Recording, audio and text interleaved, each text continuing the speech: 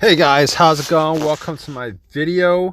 In this video, we are going to do a reprogramming of the moonroof on your Nissan or Infiniti.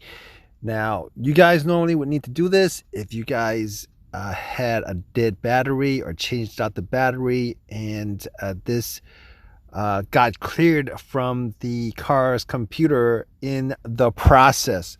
So, first thing you're going to do is, if the moonroof is open, you're going to close it fully by repeatedly pushing the close side of the moonroof switch.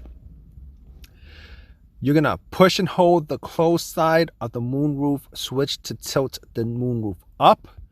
Then you're going to release the moonroof switch after the moonroof moves slightly up and down. After that, you're going to push and hold the open side of the moonroof switch to fully tilt the moonroof down.